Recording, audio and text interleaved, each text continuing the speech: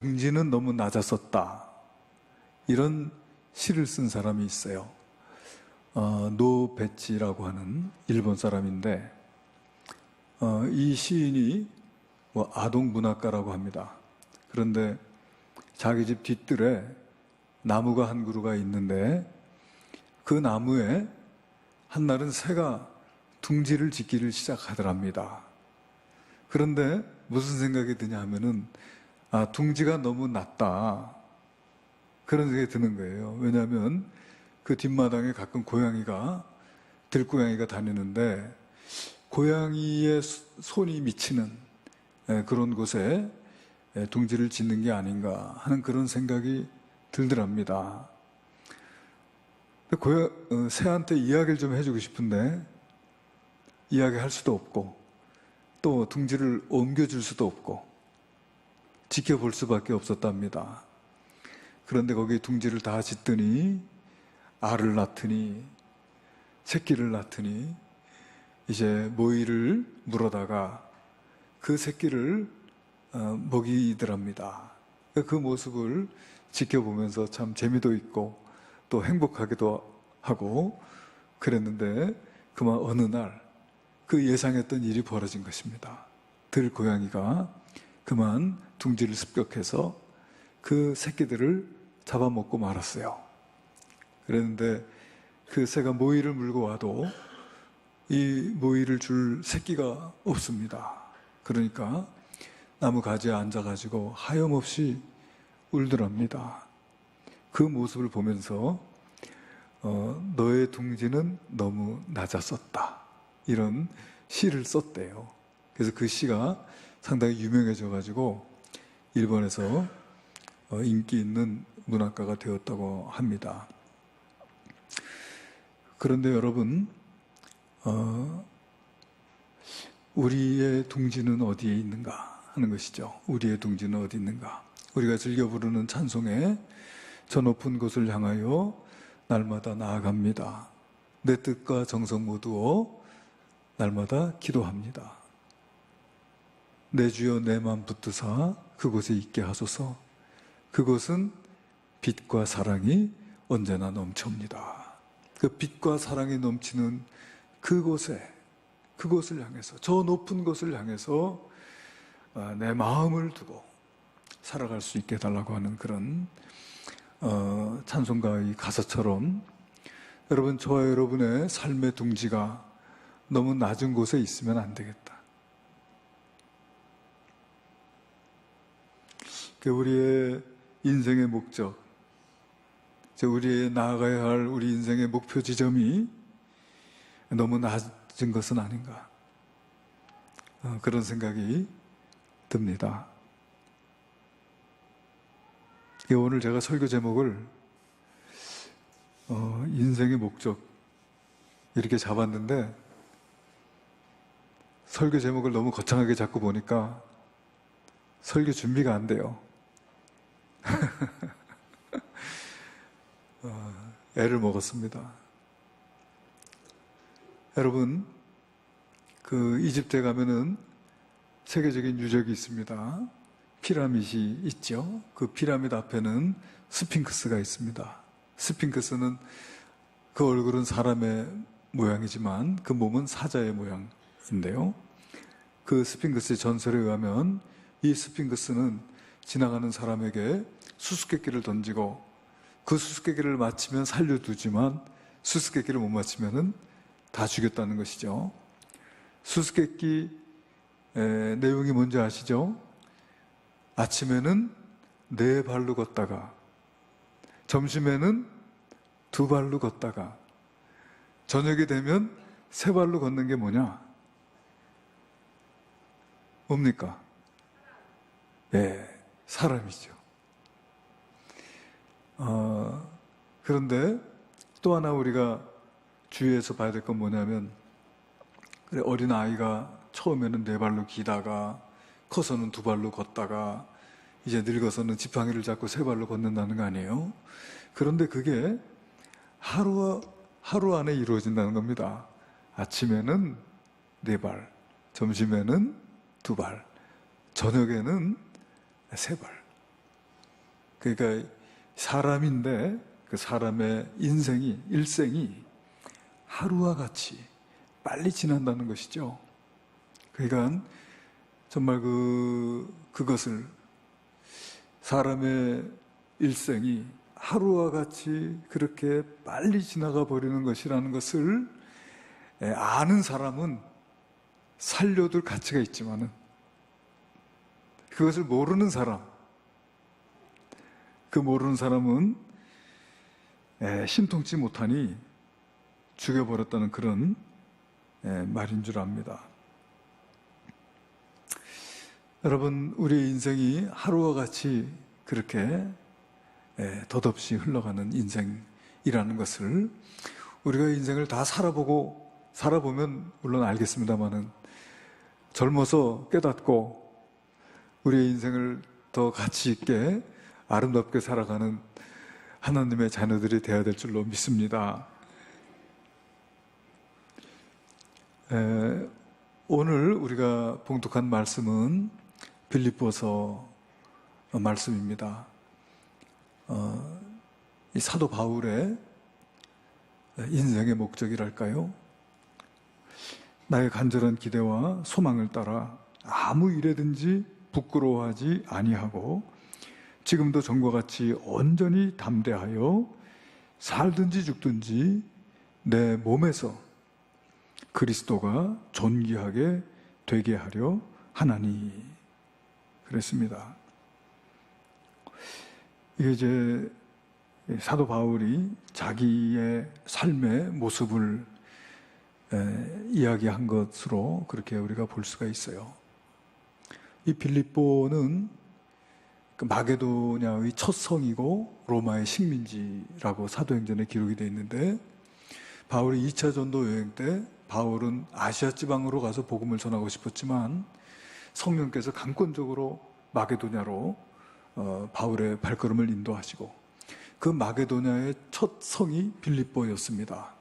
그 빌립보에서 자주색 옷감 장사인 루디아를 만나서 그 루디아에게 복음을 전할 때 루디아가 복음을 받아들이고 바울을 영접해서 나를 예수 믿는 자로 알거든 우리 집에 들어와 유하라 하면서 자기 온 가족이 다 세례받고 예수 믿는 역사가 나타나게 되지 않았습니까? 그 성에서 한 귀신 들린 여종이 바울의 일행을 따라다니면서 이들은 지극히 높으신 하나님의 종이라, 이들은 지극히 높으신 하나님의 종이라 하루 종일 소리를 지르며 따라다니는 거예요. 바울이 너무 힘들어서 귀신을 쫓아버렸습니다. 그랬더니 그 여종의 주인이, 그 여종이 이전에는 귀신 들려서 점을 잘 쳐서 점을 봐주고 돈을 벌어왔는데 이제 점을 못 치게 된 것을 알고서는 바울의 일행을 고발합니다. 그래서 바울이 고방을 당해서 신라와 함께 빌립보 감옥에 갇히게 됐지요. 그 빌립보 감옥에서 매를 많이 맞고 그 빌립보 감옥에 갇혔을 때 밤에 기도하고 찬미하는데 그 옥토가 흔들리고 옥문이 열리고 착고가 풀어지고 하는 그런 놀라운 기적의 역사가 나타나게 돼요. 그런데 바울을 비롯해서 모든 죄수들이 도망가지 않았습니다. 그런데 간수장이 뒤늦게 와서 죄수들이 다 도망간 줄 알고 스스로 자결하려고 했어요. 그때 바울이 우리가 다 여기 있다, 자기를 해하지 말라고 하면서 그를 만류할 때 그 간수장이 놀라서 바울에게 하는 말이, 형제들아, 우리가 어떻게 해야 구원 얻을 수 있겠느냐, 그런 질문을 던지잖아요. 그때 바울이 뭐라고 합니까? 주 예수를 믿으라, 그리하면 너와 내 집이 구원을 얻으리라. 그래서 이 간수장이 예수를 영접하고 바울과 실라를 자기 집에 데려가서 씻기고 먹이고, 그리고 바울에게 온 가족이 다 세례받고, 그래서 이 빌립보의 이 루디아의 가정과 이 빌립보 감옥의 간수장의 가정이 예수 믿고 또 빌립보의 교회가 세워지는 그런 하나님의 놀라운 은혜가 있었습니다. 그 빌립보에서 복음을 전한 지 지금 바울이 한 10년쯤 지났어요. 바울은 지금 로마의 감옥에 갇혀 있습니다. 로마의 감옥에 갇혀서 이 빌립보서를 기록했다. 그때 당시에 빌립보는 감독들이 세워지고 집사들이 있었어요. 그리고 여러 가지 핍박을 받는 그런 상황이 있었습니다. 그래서 이 바울이 빌립보 성도들에게 이 보낸 편지, 그 로마의 감옥에 갇혀 있으면서 빌립보 교회에 보낸 편지가 이 빌립보서입니다. 그러니까 빌립보서는 옥중서신인 거였죠. 그러니까 로마 감옥에 갇혀서 쓴 편지, 옥중서신입니다. 그런데 옥중서신이라고 하면은 그 내용이 좀 무거울 듯 하지 않습니까? 자기의 처지를 한탄하거나 자기의 불투명한 미래를 걱정하고 염려하거나 또는 자기의 도움을 요청하는 그런 내용이 이 옥중서신의 내용일 것 같은데, 이 빌립보서의 내용을 보면은 그 주제가 말이에요, 기쁨입니다. 기쁨이라고 하는 주제가 이 빌립보서 안에 깔려 있는 걸 보게 돼요. 빌립보서 안에 기록된 몇 구절을 보면 그래요. 빌립보서 1장 4절에 뭐라고 했냐면, 간구할 때마다 너희 무리를 위하여 기쁨으로 항상 간구하면, 그럽니다. 이 바울이 빌립보 교회를 생각하고 빌립보 교회의 성도들을 생각할 때마다 바울의 마음에 기쁨이 있어요. 그들이 믿음이 있고 또 그 믿음으로 그들이 여러 가지 어려움들을 이겨내고 살아가는 것을 볼 때 이 바울의 마음속에 기쁨이 있습니다. 그 기쁨을 가지고 하나님께 기도한다. 빌립보서 2장 17절에 만일 너희 믿음의 재물과 섬김 위에 내가 나를 전제로 드릴지라도, 이 전제라고 하는 것은 하나님께 재물로 드리는 걸 말해요. 부어드리는 재물, 전제라고 합니다. 부어드리는 제사. 그러니까 완전히 짐승을 잡으면은 그 피를 받아가지고 그 피를 제단에 부어드리잖아요. 그게 전제인데, 너희들의 그 믿음과 재물과 섬김 위에 내가 나를 전제로 부어드릴지라도 나는 기뻐하고 너희 무리와 함께 기뻐하리니. 그리고 빌립보서 2장 18절에 이와 같이 너희도 기뻐하고 나와 함께 기뻐하라. 빌립보서 3장 1절에 끝으로 나의 형제들아 주 안에서 기뻐하라. 너희에게 같은 말을 쓰는 것이 내게는 수고로움이 없고 너희에게는 안전하니라. 빌립보서 4장 4절 주 안에서 항상 기뻐하라. 내가 다시 말하노니 기뻐하라. 빌립보서 4장 10절 내가 주 안에서 크게 기뻐함은 너희가 나를 생각하던 것이 이제 다시 싹이 남이니 너희가 또한 이를 위하여 생각은 하였으나 기회가 없었느니라. 그러니까 지금 바울은 이 감옥에 갇혀 있어요. 감옥에 갇혀 있는 자기의 처지도 참 한심스럽지만은, 그런데 이제 최종 판결을 눈앞에 두고 있습니다. 이제 이 판결에서 이제 사형 언도가 내려질지 아니면은 내가 석방될지 몰라요. 그런 상황 속에 있지만은 이 바울의 마음 속에 있는 그 기쁨을 이 세상의 그 무엇도 빼앗을 수가 없는 거예요. 반석 위에 있는 굳건한 믿음이요, 세상의 여러 가지 고통과 또 고난이 흔들 수 없는 그런 마음의 평안함과 고요함이 이 사도 바울의 마음 안에 있어요. 오늘 우리가 읽은 말씀 보니까 뭐라고 했냐면은 살든지 죽든지, 이 말은 뭐냐면 내가 살면은, 내가 석방이 되면, 그 뜻이죠. 내가 석방이 되면은 내가 이제 예수 그리스도의 복음을 위해서 내가 또 하나님의 영광을 위해서 내가 살아갈 수 있으니 감사하다는 거예요. 그러니까 내가 만약에 석방되지 않고 사형언도를 받아서 내가 죽게 된다고 한다면은 내가 그리스도의 영광을 위해서 영광스럽게 순교하겠다는 것이에요. 그러니까 어떤 일을 당하든지 준비되어져 있다는 것입니다. 또 어떤 일을 당하든지 나는 주를 위해서, 내가 살든지 죽든지 주님의 영광을 위해서 내가 살아갈 수 있으니 감사하다는 거예요. 그러니까 죽음조차도 두렵지 않습니다. 그리고 이제는 사실은 이제 바울이 자기 자신을 위해서 사는 삶이 아니라 이제는 주님을 위해서 살아가는 삶으로 그렇게 변화된 거예요. 어떻게 바울은 이와 같은 믿음을 가지고 살아가게 되었을까요? 그러니까 저와 여러분이 우리 인생살이 가운데 참 짧지 않습니까?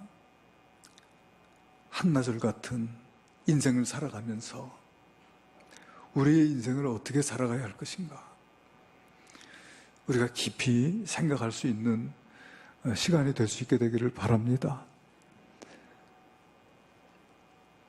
바울이 말해요, 예수님을 핍박했잖아요. 교회를 핍박하고 성도들을 잡아 죽이기도 하고 그랬습니다. 그러다가 그는 예수님을 만나요. 부활의 주님, 영광의 주님, 해보다 더 밝은 빛 속에서 들려오는 소리, 사울아 사울아 네가 어찌하여 나를 핍박하느냐. 주여 뉘시니까 나는 네가 핍박하는 예수다. 그 거역할 수 없고 거절할 수 없는 그 주님의 영광으로 다가올 때 바울이 거기에서 꼬꾸라지. 그리고 그분이 나의 주인이고 나의 그리스도라고 하는 사실을 그는 부인할 수가 없었어요. 그때 이후로 사도 바울은 이전의 삶으로 돌아갈 수가 없어요. 그 이전의 삶이 자기에게 더 이상 아무런 의미가 없어요. 그 예수님이 어떤 분이신가 하는 것을 그가 알게 됩니다. 그분은 영광스러운 하나님이시고 놀라우신 분이시다. 그분은 사랑의 주님이시다. 사랑하시되 나를 위해서 죽으실 만큼 나를 사랑하시고, 그것도 내가 죄인으로 살아갈 때, 하나님 앞에 원수처럼 굴 때, 그때 나를 위해서 말없이 죽으심으로 나를 죄에서 건져주신 하나님 이시라는 사실을 그는 알게 됩니다. 그분의 죽음은 단순한 죽음이 아니라 그분의 보혈은 점도 없고 흠도 없는 거룩한 보혈이기에 우리를 그 흉악한 죄에서 건져주실 수 있는 그 은혜와 능력이 그 보혈 안에 있다는 사실을 알게 되는 것이죠. 우리의 흉악한 죄를 사하고 우리를 의롭게 하시고 우리를 새롭게 하시는 그 주님의 능력을 보게 된 것입니다. 뿐만이 아니고 그분은 사망의 권세를 이기셨어요. 우리의 범죄함을 인하여 내어줌이 되시고 우리를 의롭다 하시기 위하여 다시 살아나신 주님이신 것을 그는 알게 됩니다. 죽은 자 가운데서 다시 살아나서 부활의 첫 열매가 되시고 죽음을 뛰어넘어 찬란히 빛나는 영광스러운 하나님의 나라를 가져오신 분이십니다. 할렐루야. 그것을 바울이 경험했어요. 주님을 아는 것이죠. 그리고 그는 또 고린도 후서 12장 1절로 4절에 기록된 대로 그는 하나님의 나라를 경험합니다. 한번 같이 읽어보십시다.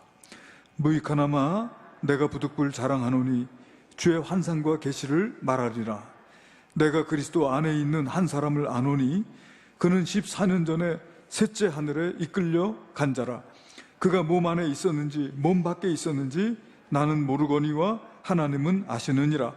내가 이런 사람을 아노니 그가 몸 안에 있었는지 몸 밖에 있었는지 나는 모르거니와 하나님은 아시느니라. 그가 낙원으로 이끌려 가서 말로 표현할 수 없는 말을 들었으니 사람이 가히 이르지 못할 말이로다. 아멘. 네, 그는 세 번째 하늘, 우리는 몰라요. 세 번째 하늘이 어떤 하늘인지. 스카이가 있고 스페이스가 있고 헤븐이 있다고 우리는 몰라요. 그런데 그는 이 셋째 하늘에 올라가서 거기를 낙원이라고 합디다. 그가 낙원으로 이끌려가서 그런 거 보니까 거기서 말로 표현할 수 없는 말을 들었다. 사람이 가히 이르지 못할 말을 들었습니다. 거기서 자기가 환상을 보고 계시를 받았다는 것이죠.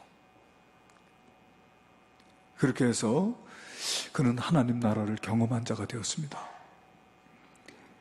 하늘의 비밀을 깨달은 자가 되었죠. 그가 고린도 전서 15장에 소위 말하는 그 부활장, 그 신령한 말씀을 우리에게 전해주고 있는 것을 보게 돼요. 부활의 영광과 비밀을 알고 또 하늘의 상급을 알게 되고, 죽음의 권세를 이기고 부활하신 주님, 죽음의 권세를 넘어 우리를 영원한 아버지의 나라로 인도해 주실 주님, 할렐루야. 그것을 깨달아 아는 것이죠.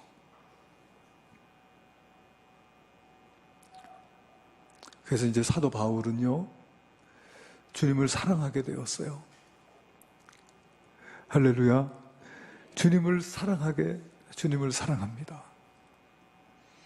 주님을 얼마나 사랑하냐 하면은 고린도전서 16장 22절에 보니까 그가 이런 말해요. 만일 누구든지 주를 사랑하지 아니하면 저주를 받을지어다. 우리 주여 오시옵소서. 이렇게 합니다. 누구든지 주를 사랑하지 않는 사람은 저주를 받아라. 저주를 하는 것이죠. 주님을 사랑합니다. 주님을 사랑하기 때문에 주님을 위해서 죽는 것이 그는 두렵지 않습니다. 아니, 주님을 위해서 죽고 싶습니다. 주님을 위해서 죽을 수만 있다면 그보다 더 큰 영광이 없다고 그렇게 그는 생각하게 됩니다. 아가서 8장 6절에 보니까 너는 나를 도장같이 마음에 품고 도장같이 팔에 두라. 사랑은 죽음같이 강하고 질투는 수월같이 잔인하며 불길같이 일어나나니 그랬어요. 사랑은 죽음같이 강하다. 그러니까 주님을 사랑하기 때문에 주님을 위해서 죽는 것이 조금도 두렵지 않습니다. 그래서 그는 로마서 14장 8절에 우리가 살아도 주를 위하여 살고 죽어도 주를 위하여 죽나니 그러므로 사나 죽으나 우리가 주의 것이로다 그랬습니다. 사도행전 20장 24절에는 내가 달려갈 길과 주 예수께 받은 사명 곧 하나님의 은혜의 복음을 증언하는 일을 마치려 하면은 나의 생명조차도 조금도 귀한 것으로 여기지 아니한다고 그렇게 했습니다. 제가 생각하건대 바울이 목숨이 만약에 10개라면 그 10개의 목숨을 주님을 위해서 다 바쳐도 조금도 아깝지 않았다. 그렇게 말하지 않았을까 싶어요.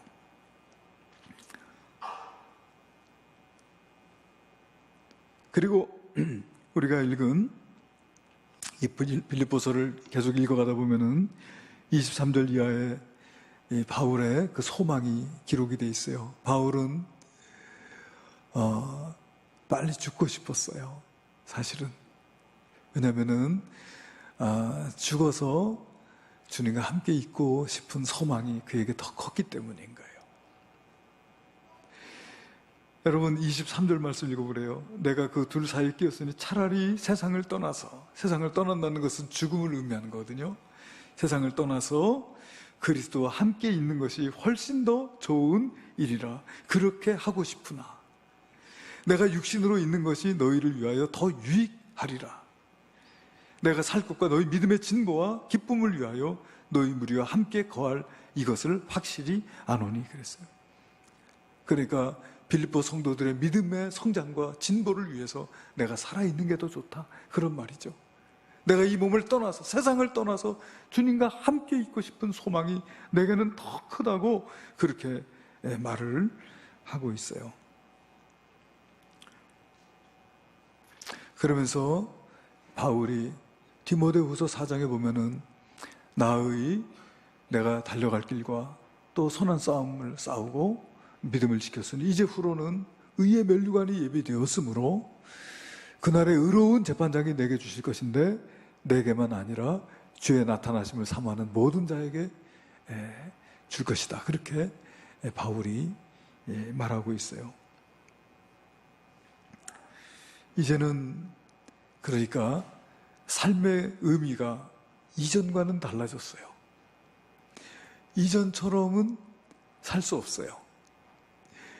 이제는 주님을 알고 그리고 주님을 섬기고 내가 살든지 죽든지 무엇을 하든지 주를 위해서 하는 것, 그것이 그에게 가장 소중하고 귀한 일이 되었어요. 빌립보서 3장 7절에 보니까 그러나 무엇인지 내게 유익하던 것을 내가 그리스도를 위하여 다 해로 여길 뿐더러 또한 모든 것을 해로 여김은 내 주 그리스도 예수를 아는 지식이 가장 고상하기 때문이라. 내가 그를 위하여 모든 것을 잃어버리고 배설물로 여김은 그리스도를 얻고 그 안에서 발견되려 함이니. 그래. 이 세상의 그 무엇도 내가 더 이상 주님과 비교해 볼 때 가치 있는 것이 없다는 것이죠. 주님과 비교해 볼 때 내가 사모할 만한 것이 이 세상에 더 없다는 거예요. 이제까지 내가 자랑하고 내가 사모하던 모든 것들은 다 배설물과 같다, 똥과 같다. 주님과 비교해 볼 때 그건 다 똥이다. 그렇게 주님을 사랑하면서 주님을 최고로, 주님을 위해서 사는 것, 그것이 나의 삶의 목적이다. 살든지 죽든지 내 몸에서 그리스도가 존귀케 되기를 원한다. 할렐루야. 여러분, 사도 바울의 둥지가 얼마나 높이 있습니까? 그런 생각을 해봤어요. 여러분, 우리는 영원한 하나님의 나라에서 이 땅에 보내심을 받고 이 땅에서 잠시 우리에게 허락된 시간 동안 이 세상에 살아가는 거예요. 그러니까 언젠가 주님이 우리를 오라고 부르시면은 아무도 아야 할 사람이 없어요. 오라고 하시면은 가야 됩니다. 그게 언제인지는 몰라요.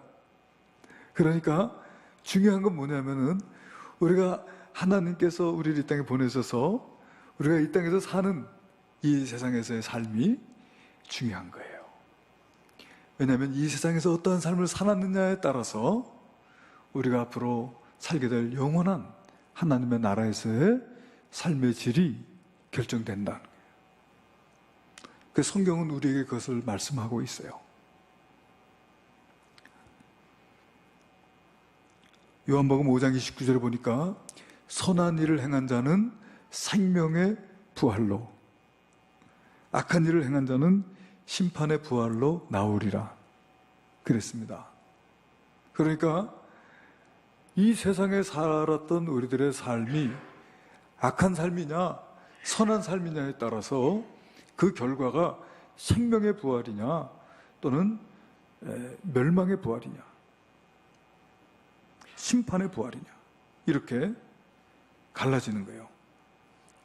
마태복음 3장 12절에 보니까 손에 키를 들고 자기의 타작마당을 정하게 하사 알곡은 모아 곡간에 들이고 죽정이는 꺼지지 않는 불에 태우시리라. 그러니까 우리 인생이 알곡의 인생이 있는가 하면은 죽정이의 인생이 있다는 것이죠. 그러니까 이 세상에서의 삶을 어떻게 살아가느냐. 마태복음 25장에 보면은 달란트의 비유가 있어요. 주인이 먼 길을 떠나면서 자기 종들에게 5달란트, 2달란트, 1달란트를 주었습니다. 그러니까 돌아올 때까지 장사하라는 것이죠. 주인이 돌아왔어요. 5달란트 받은 자는 5달란트를 남기고 2달란트 받은 자는 2달란트를 남겼지만 1달란트 받은 자는 그 땅속에 묻어두었어요. 그 주인이 와가지고 계산할 때 그럽니다. 5달란트, 2달란트, 이 착하고 충성된 종아, 내가 작은 것으로 충성했으니 나의 잔치에 참여하라. 악하고 게으른 종은 책망했어. 그를 어두운 데서 쫓아내 내리니 슬피 울며 이를 갈미 있으리라. 그러니까 여러분, 그 달란트를 가지고 장사하는 삶이 우리가 이 세상에서 사는 삶을 의미하는 것이 아니겠습니까? 그러니까 이 세상에서의 우리들의 삶이 어떠한 삶을 살아가느냐 하는 게 중요해요. 그러니까 이 땅에서 살아가는 동안에 여러분 무엇이 중요합니까? 무엇이 중요합니까? 그게 여러분 우리의 우선순위고 그게 우리의 가치관이 아니겠어요? 우리가 중요하게 생각하는 것은 세상 사람들과 달라야 됩니다. 세상 사람들은 스펙을 중요하게 생각합니다. 내가 소유를 중요하게 생각합니다. 사회에서 내 지위를 중요하게 생각합니다. 여러분, 그러나 주님 앞에서 그것이 중요할까요?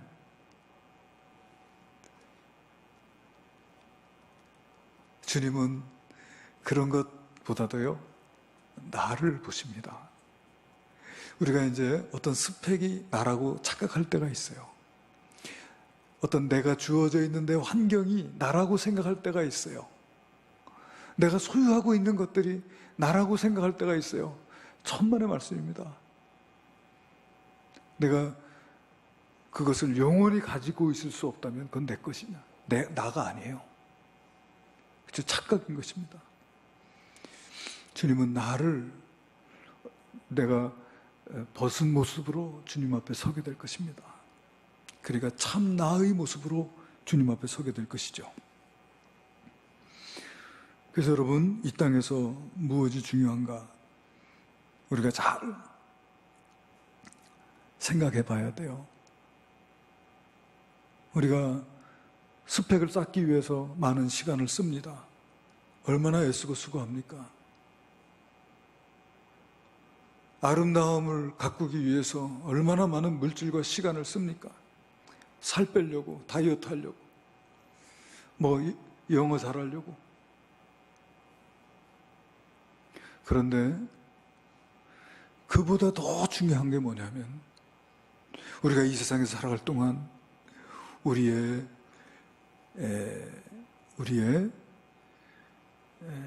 믿음이 성장하는 거예요. 믿습니까? 우리의 믿음이 자라가는 거예요. 그리스도를 아는 것과 믿는 것에 하나가 되어 온전한 사람을 이루어 그리스도의 장성한 분량까지 이르리니. 예수님 닮아가는 거. 너희가 열매를 많이 맺으면 아버지께서 기뻐하실 것이요. 열매 맺는 삶, 영혼의 열매, 또 성령의 열매, 그런 열매를 많이 맺는 거예요. 육체의 연습은 약간의 유익이 있으나 경건은 범사에 유익하니 금생과 내생에 약속이 있느니라. 이 경건에 훈련하는 거예요. 참 중요합니다. 그래서 이 땅에 살아가는 우리들의 삶이 어떠한 삶이 되어야 할 것인가? 영적 성장을 이루는 것보다 중요한 일이 있습니까, 여러분? 내가 영적으로 성장하는 것, 내가 이 세상에서의 삶을 살아가는 동안 내가 영적으로 성장하는 것, 그보다 더 중요한 일이 없는 줄로 믿습니다. 주님을 알고, 그리고 주님을 사랑하고 주님을 섬기고. 그래서 여러분, 우리 예수님께서 사랑했던 오누이가 있어요. 나사로, 마르다, 마리아. 예수님의 일행이 언젠가 그 집에 가셨을 때 이 마르다는 열심히 주님을 섬기려고 합니다. 뭔가 하나라도 더 만들어서 주님을 대접하려고 막 길을 쓰는데, 마리아는 주님의 발 앞에 앉아서 주님의 말씀을 듣고 주님을 바라보고 그 음성을 듣고, 그렇게. 그러니까 마르다가 화가 났어요. 예수님, 나 혼자 이렇게 땀을 뻘뻘 흘리면서 분주하게 일하는데 마리아를 보내서 날 좀 도와주라고 하세요. 그랬더니 우리 예수님께서 뭐라고 합니까? 아니다. 네가 많은 것으로 수고하나 한 가지만으로도 족하니라. 마리아가 너보다 더 좋은 편을 택하였다. 여러분, 우리들의 삶 속에서요, 우리가 좋은 것을 택하는 자가 되어야 될 줄로 믿습니다. 좋은 것을 택해야 돼요. 정말 그 영혼의 성장을 이루는 것. 이 세상에 살면서 내가 영혼으로 성장하는 것. 그 일의 가치를 저와 여러분이 발견할 수 있었으면 좋겠어요. 그래서 그 영혼의 성장을 위해서 살아갈 수 있는 저와 여러분이 되시기를 주님의 이름으로 축원합니다. 기도하시겠습니다. 은혜로우신 주여, 우리의 인생의 목적이 무엇인지 밝히 알게 하시고, 사도 바울이 살든지 죽든지 내 몸에서 그리스도를 존귀케 하기를 원한다고 하는 이 고백처럼 우리들의 삶 속에 주님을 알고 주님을 사랑하고 주님을 섬기고 주님을 존귀케 나타내는 이 삶의 목적을 분명히 가지고 또 이룰 수 있는 저희들의 삶이 되도록 은혜롭게 인도하여 주시옵소서. 귀하신 예수님의 이름으로 기도하옵나이다.